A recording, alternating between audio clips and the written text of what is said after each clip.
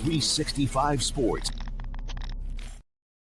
So Houston could win the AFC South for a third straight year if they win and the Jags lose to the Titans. Yeah. Or they could fall to Okay. 6th or 7th if the Colts win and the Bills beat the Jaguars, or the Chargers beat the Broncos. Yeah. Yep. Those are the playoff scenarios. The NFC is a lot more exciting than the AFC, but we're here for it. There's three games for the division this week. Yep. So I'm Kevin. This is my son Liam. We are the Unstable Blues. Happy to present 365 Sports Indiana as part of the 365 Sports Network. Welcome back. This episode, we will take a look at the Colts' final game as they try to play spoiler in Houston. We will also give you our input on the GM and coaching decisions looming. Here we go. Yes, you can follow us on TikTok and Instagram, 365 Sports Indiana. And don't forget to like and subscribe on YouTube or wherever you get your podcasts. Houston won the first game this season with a Tyler Warren fumble tush push in the red zone and a Badgley missed extra point, forcing the Colts to have to get a touchdown late in the game. 20-16, the final score. For as much as Houston brags about it, and not that much of a difference. So. Yeah. So it's time for the keys to the game. Yeah. Run the ball. Keep running the ball. No. You have JT, one of the best backs in the league. And spread the ball like you do. I don't know who's playing and who's not. I'd imagine they're rocking with starters. Riley Leonard is starting at quarterback. His first start in the NFL. I would assume you're running with starters. Try to get Riley some reps with the actual starters. Just don't, hurt yourself. I think that's the main thing. Don't hurt yourself for next season. Right. Yeah. Drastically. I mean, a tweak here or there might be okay, but yeah. For me, it's protect the ball. That's it. That's it. Like because of the defense you're playing, just protect the ball. Make sure you, especially with Riley Leonard, rookie quarterback, protect the ball. Play open and free. You got nothing to lose, right? Put the pressure on the defense with Riley Leonard's legs.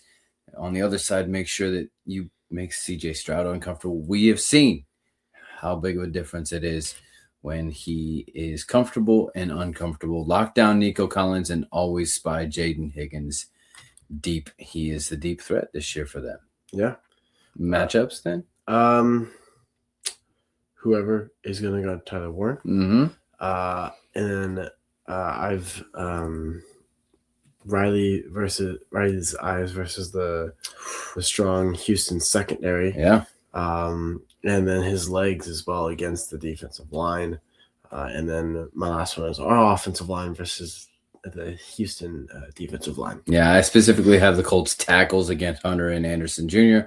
Those are the main guys. Obviously, it all works together. And then I'm going to say Latu versus Stroud. I'd love to see some of that. And then Cam Bynum versus the deep field threats that they have. Yeah. I think that, again, going back to my first preview, Tyler Warren versus Aziz. It'd be great to see Tyler Warren truck him. That would be fun. Because, it's an absolute joke that Aziz is the man of the year candidate. And it just shows the kind of organization that exists down in Houston. Yeah.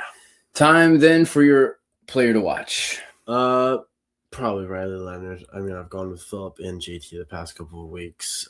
Makes sense that I go Riley here just because he is the new starting quarterback and everything kind of falls on him. I agree. I'm also going Riley Leonard. I got to see what he can do because this is essentially his dress rehearsal audition for whatever might be his future next year and moving forward. Next year being a huge track year for Anthony Richardson and for Josh Downs. This one we'll get to more as it comes, but Alec Pierce and Nick Cross being the big two. But there are plenty of others that we're going to look at in the few weeks that we have left as the Colts season will now be over. So One last prediction. Yep. Who's winning? What's the score going to be? Houston's winning 24-10. Ooh, I think the Colts going to pull this one out. I mean, I was no point in my little stitchiousness anymore because the Colts are already out it. They're going to play open and free, and 23-19 is the final. Okay, I like it. So before we leave you, because last year there was a very quick letter from Jim Irsay about the GM and the coach and retaining them.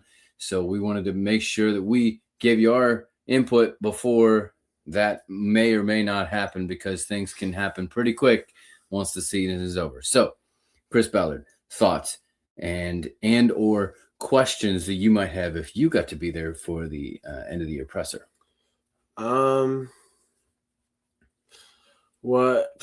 Honestly, like a very basic question, but like, why do you deserve this job over anyone else with how you have performed and how many quarterbacks you brought in and stuff like that?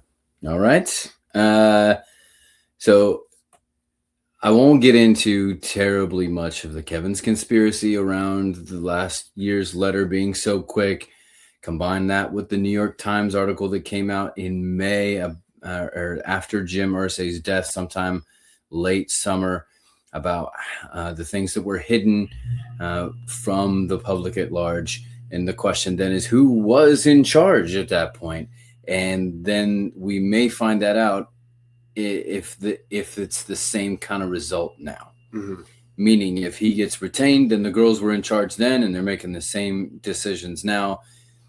If something changes, then maybe Chris Ballard was actually the man behind the curtain of Jim Irsay, which I suspected all the way around. Okay, here's my questions.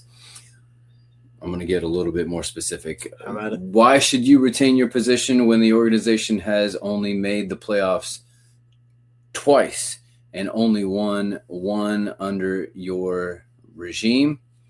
The other one, how do you defend all of the quarterbacks that have cycled through from veterans to number 4 overall pick, with the only constant being mediocrity and wins and losses? Yeah.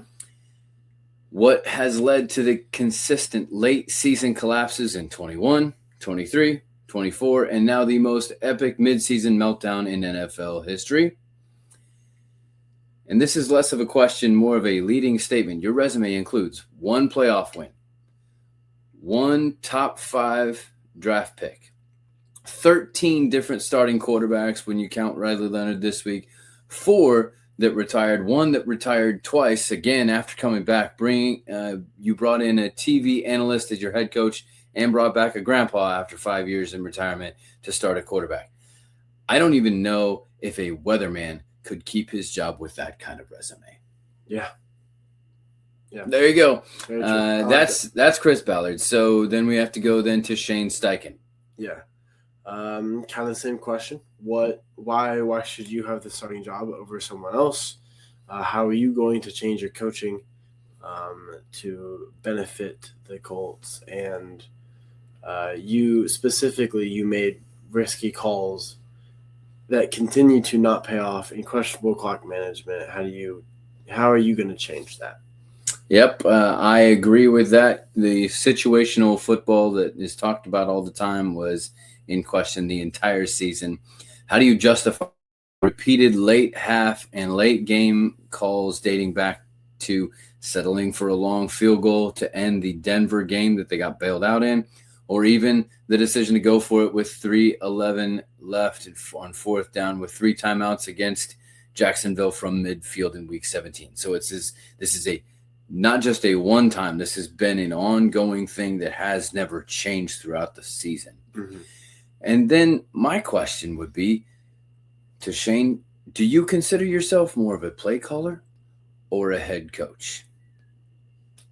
I think that it is at the point now, 3 seasons in, that he has to make up his mind which one of those he really wants to tackle. If he wants to be a play caller, then the head coach may not be the job for him.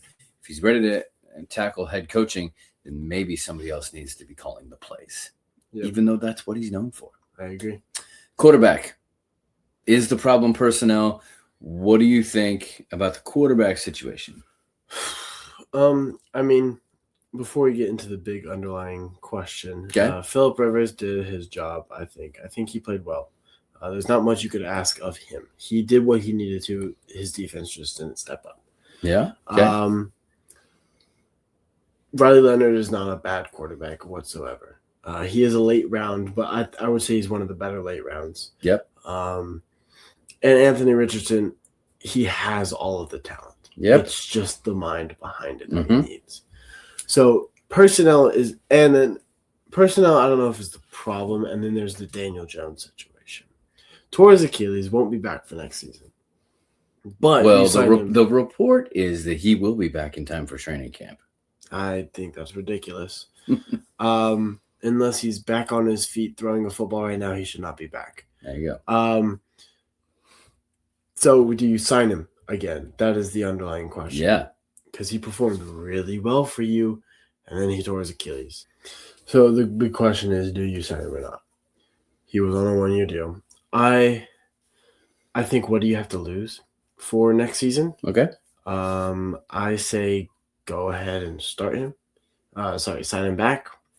You have big contracts coming up, so that's another thing to focus on. But it's do you want Daniel Jones or AR? That's kind of what it comes down to. Okay. I would prefer Daniel Jones. He's performed a lot better than Anthony Richardson ever has in his starting. Yep. And Daniel Jones has shown promise multiple seasons, one with the Giants, one with the Colts. Yeah. Anthony Richardson has not. So unless he makes major developments, then I think next year is a fix the quarterback year. Yeah. And that's all you focus on. Yeah. So sign Daniel Jones, and AR's last contract is next year. Yep. Let him compete. Let him play. Let Riley play. If you draft a guy, let him play. Yep. You're not going to have a set starter the entire season. Everybody learn the playbook. Everybody, you're going to get starting reps. Because by the end of the season, Daniel Jones will be good to play. Right. So you let him play towards the end of the season because you're not going to have a playoff push. Yeah. Just let him play, see how he actually is. Hopefully you have better defenses to play against and teams that actually need to play for something to get in. Yeah. So you play him then to see if he actually can. And that's how I think you solve it. See, I look at this as you talked about the bigger issue. I think the bigger issue lies at the foundation, and that is the quarterback coach, Cam Turner. His highest level of play was a quarterback and wide receiver at the Citadel. He was brought in because of being the assistant quarterback coach with Cam Newton in 2017. Cam Newton's stats in 2017, 19 TDs, 14 interceptions, 6 rushing TDs, 59%, and a 7-9 record. What did you expect was going to happen here good from that?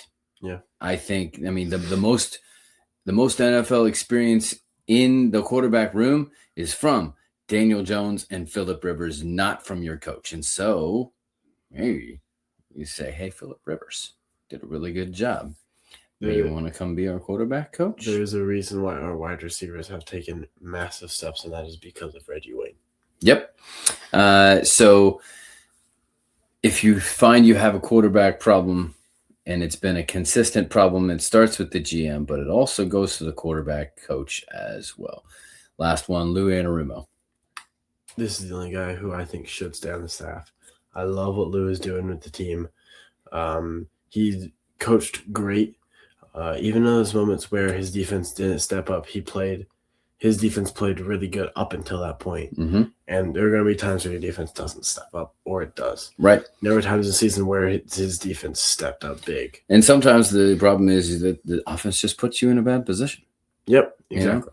22.75 points per game average, but third in yards per carry, which is a big deal. The run game has seen a resurgence within the last few years as to the overall success of the team, and 3.8 per carry throughout the season. Very, very good. Anything under 4 for a whole season is very good. Yep. So there you go. That is it for this. Well, for today, we'll be back with a Keep the Pace episode, and then we'll be back next week with our recap of this game and check in with Pacers and IU football and our unstable pick six NFL predictions with the wild card weekend approaching. Yeah. Well, this is Liam. And this is Kevin. Reminding you to say 365 Sports Indiana. 365 Sports